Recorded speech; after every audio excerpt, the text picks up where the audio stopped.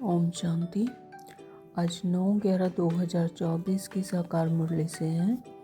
बाबा ने टाइटल दिए, मीठे बच्चे, बाप आया है तुम बच्चों को भक्ति तू आत्मा से ज्ञानी तू आत्मा बनाने, यानी भक्ति से ज्ञानी आत्मा बनाने के लिए बाबा आते हैं। भक्ति क्या है? वो भक्ति में परमात्मा की सिर्फ जानते नहीं हैं यथार्थ रीति, सिर्फ क्या करते हैं, भक्ति करते हैं और महिमा गाते हैं, लेकिन यथार्थ रीति जानते नहीं हैं, न आत्मा को न परमात्मा को। तो बाप आए हैं इस टाइम पर, संगम युग पर, हमें ज्ञानी तो आत्मा बनाने के लिए, यानी ज्ञान देकर आत्मा को अपनी स्मृति याद कराकर ज्ञानी तो आत्मा बनाने के लिए और पतित से पावन बनाने के लिए। प्रश्न किया बाबा ने, ज्ञानवान बच्चे किस चिंतन में सदा रहते हैं? उत्तर दिया बाबा ने, मैं अविनाशी आत्मा हूँ। ज्ञानवान बच्चे किस चिंतन में रहते हैं? कि मैं अविनाशी आत्मा हूँ, यह शरीर है विनाशी, मैंने 84 जन्म धारण किए हैं, शरीर धारण किए हैं, अब यह अंतिम जन्म है। तो आत्मा कभी छोटी बड़ी नहीं होती, आत्मा का स्वरूप वही रहता है, चाहे वह बच्चा हो, चाहे बूढ़े शरीर में हो, चाहे जवान में हो, चाहे बूढ़े में हो, लेकिन आत्मा कभी भी छोटी बड़ी नहीं होती, आत्मा एक समान होती है। तो शरीर ही छोटा बड़ा होता है, शरीर ही छोटा बड़ा होता है, उसकी आयु होती है, लेकिन आत्मा की कोई आयु नहीं। तो यह आंखें शरीर में हैं, लेकिन इनसे देखने वाली मैं आत्मा हूँ। इस शरीर का आधार लेकर देखती कौन है, सुनती कौन है, बोलती कौन है? आत्मा। तो बाबा आत्माओं को ही ज्ञान देकर तीसरा नेत्र देते हैं, ज्ञान रूपी तीसरा नेत्र बाबा आत्माओं को ज्ञान देकर देते हैं। तो वह भी जब तक शरीर का आधार ना ले तब तक पढ़ा नहीं सकते। शरीर का आधार लेना पड़ता है, आत्मा बिना शरीर के नहीं जान सकती, ना ही ज्ञान ले सकती है। शरीर का आधार लेना ही पड़ता है, तब वह पढ़ सकती है और बाबा हमें पढ़ा सकते हैं।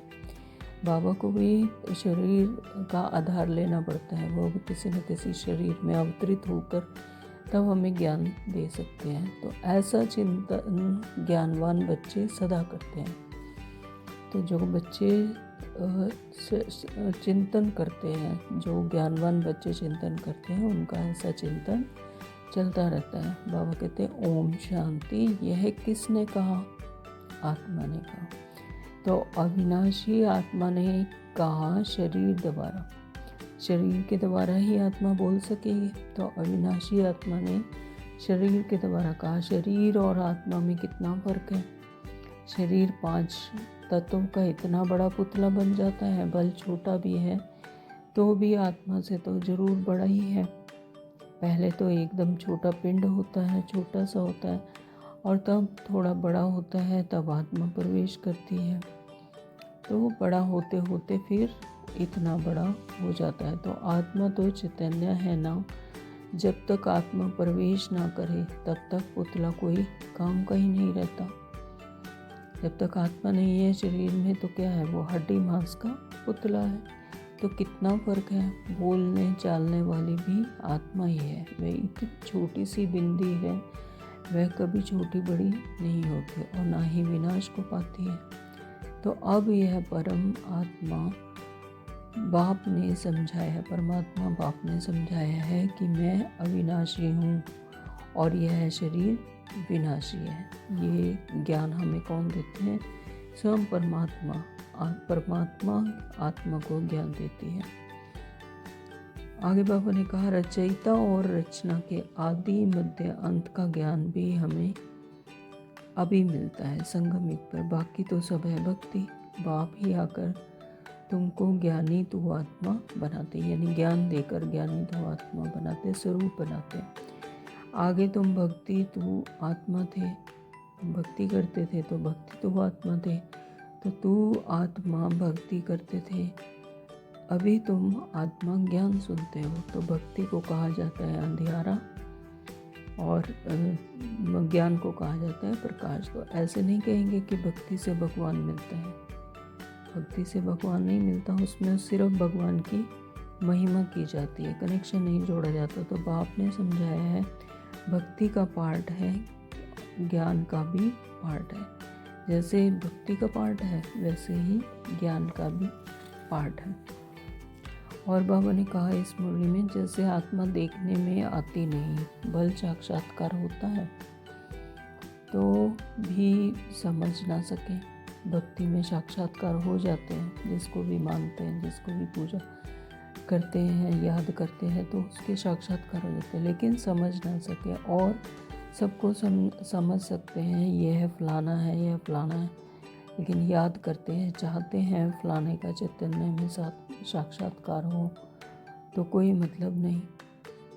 अगर किसी का साक्षात्कार हो भी जाता है, जैसे कोई हनुमान को मानता है, हनुमान की पूजा करता है, साक्षात्कार कर लेता है, तो लेकिन उसकी कोई प्राप्ति नहीं, कोई मतलब नहीं है, देख लिया बस ठीक है। अच्छा चैतन्य में देखते हो, फिर क्या साक्षात्कार हुआ, फिर तो गुम हो जाएगा। साक्षात्कार कर लिया, देख लिया, तो लेकिन कुछ प्राप्ति तो हुई नहीं। तो अल्पकाल क्षण भंगुर सुख की आस पूरी होगी, उसको कहा जाएगा अल्पकाल क्षण भंगुर सुख, थोड़े टाइम का अल्पकाल का सुख। साक्षात्कार की चाहना थी, वह मिला, बस यहाँ तो मूल बात है पतित से पावन बनने की। लेकिन ज्ञान से हम क्या बनते हैं, पतित से पावन बनते हैं। तो साक्षात्कार करने से कोई भी फायदा नहीं। और बाबा ने कहा कि इस समय के मनुष्य विषय वितरणी नदी में पड़े हैं, मतलब विषय वितरणी नदी में पड़े हुए हैं। मनुष्य, जानवर आदि सब एक समान है, चाहे मनुष्य है चाहे जानवर है, सबकी वृत्ति संस्कार एक तरह के हो चुके हैं। तो मनुष्य की कोई महिमा नहीं है। 5 विकार पर तुम बच्चे जीत पाकर मनुष्य से देवता पद पाते हैं। जब ये ज्ञान आकर परमात्मा हमें देते हैं तो 5 विकारों से छुटकारा मिलता है। और बच्चे क्या करते हैं, जीत पाकर, विकारों पर जीत पाकर मनुष्य से देवता पद पाते हैं। बाकी सब खत्म हो जाते हैं। देवताएं सतयुग में रहते थे, अभी इस कलयुग में असुर रहते हैं। कलयुग में क्या है, असुर रहते हैं, क्योंकि 5 विकार सवार हैं।